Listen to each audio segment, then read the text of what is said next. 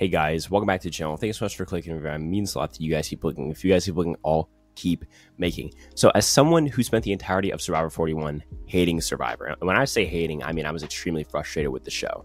And this is where most of you guys found me, when my frustration levels for the show were very, very high. And I think part of this has to do with my inflated expectations that I had for the show heading into this new era. The whole reason that I even started my channel in July of 2021, 8 months ago, was because I was so psyched to see this new cast that was leaked on Inside Survivor. And for reference, I started watching Survivor in the summer of 2019 after binging seasons 21, 22, 23 on Hulu, with my first live season being season 39. So to call my love for Survivor off the bat strong would be an understatement, as those 4 seasons would usually send any new viewer running away as fast as they possibly could.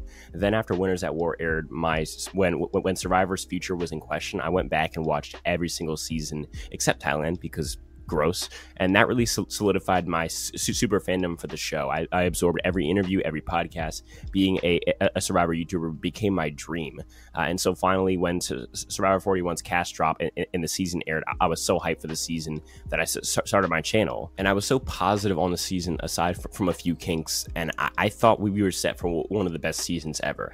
And then episode by episode I started to understand what was happening, and I was mad. This is when my infamous Shan series started, which for some reason blew up, as people seem to love or sometimes really, really hate, but were definitely captivated by a then outspoken 15-year-old shitting on a narcissistic, racist 30-something-year-old pastor / social media influencer, according to her Patreon, which I still have a warm place in my heart for.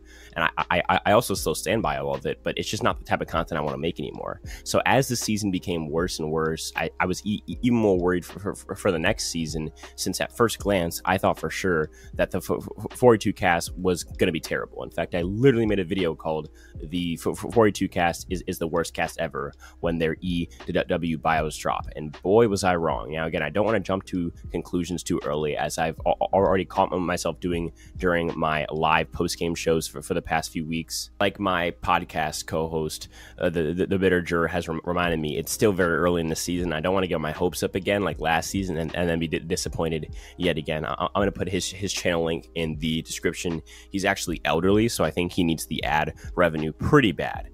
But as I was getting to, I think this season for me feels light years ahead of last season, with the cast that's actually likable and unlikable in the right ways. New twists like amulets that actually improve on the old ones from last season, and simply a more interesting story that's being told. I mean, you can have a really interesting cast with great characters, but if the story being told is kind of boring, then you're just kind of screwed. I mean, for me, an example of this is season 12, Exile Island, where you have some fantastic characters who all make it very, very far. I mean, you have arguably maybe the most entertaining final 6 ever, with hippie Courtney, crazy Shane Powers, the mastermind and relatable Sari, the captivatingly unlikable Danielle, the likable winner, all-American boy and Aris, and then the classic underdog and Terry. And yet the story of that season is meh compared to a season after it, like Cook Islands, where you have one of the worst casts ever, and yet it's still an average to good season in most people's book, because of the story that just happened to take place out in the middle of nowhere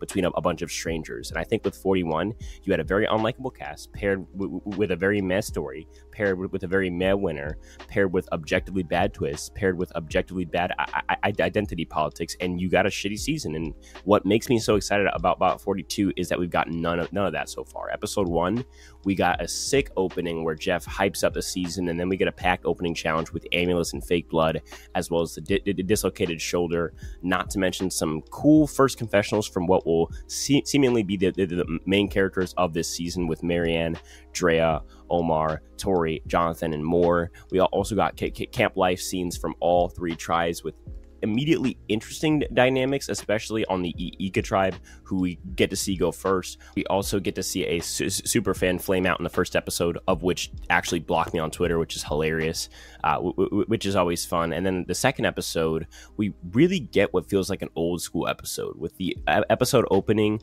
being basically 7 straight camp life scenes, but before the immunity challenge. There's no Shipwell Island, no swap, no reward, no weird bottle like break it and then the whole game twists around twist from 41, just camp life scenes that we've been begging CBS to show more of for the past 10 seasons. And this really helps set up things for later on, like how tight the Taku tribe is, which will probably be a focal point at the merge, as I think that they won't go to tribal again, especially with Jonathan beasting and feasting like he is in the immunity challenges. On the Ika tribe, they use these camp life scenes to set up Tori as a social outcast, as well as the looming blind sides of both Roxroy and Drea, which will most likely be paid off the next time that Ika goes to tribal council. And they also set up the 3 pairs on Vati that would later fight for power in the next episode. And as far as episode 3, I've already discussed my love of this episode in great detail on my weekly episode recap, which you can go check out in the top right corner if you already missed it. So maybe I'm wrong. Maybe we'll get a shitty season that had really cool first 3 episodes, similar to like a Redemption Island, where the first 3 episodes were awesome and everything else was terrible. But if I am, believe me, I'll still be here rooting for my favorite show day after day. Do you guys think I'm right? Do you guys think I'm way off? Let me know in the comments. As I would say, none of this happens without you guys. Without you guys, I'm just a weird guy speaking to a weird microphone. So if that's what I'll talk to you guys in the next one. Peace.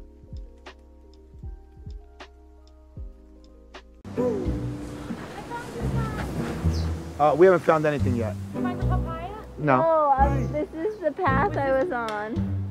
Jenny's a very competent person. She's super intelligent. However, she said that she found a papaya tree on day 2. More papaya! She's gone to look for this papaya tree every day since. I think Jenny's papaya tree is just a euphemism for, hey, I'm gonna go look for the idol. I really feel like I'm going crazy. After I came back from the summit, I was looking for some bamboo and some palm fronds, and I happened upon some papaya. And I thought, they're not ripe yet, so I'm gonna leave them, I'll come back for them, and I cannot find them. They've disappeared. I think my whole tribe is starting to think that I hallucinated. Totally on this side. Okay. On this side? Yeah. Got it.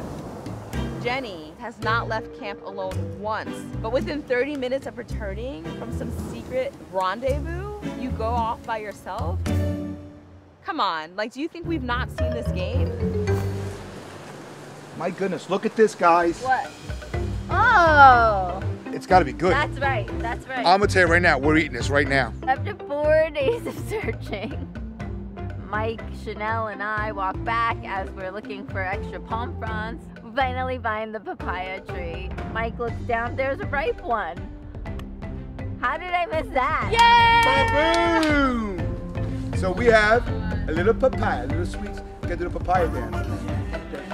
Little merengue.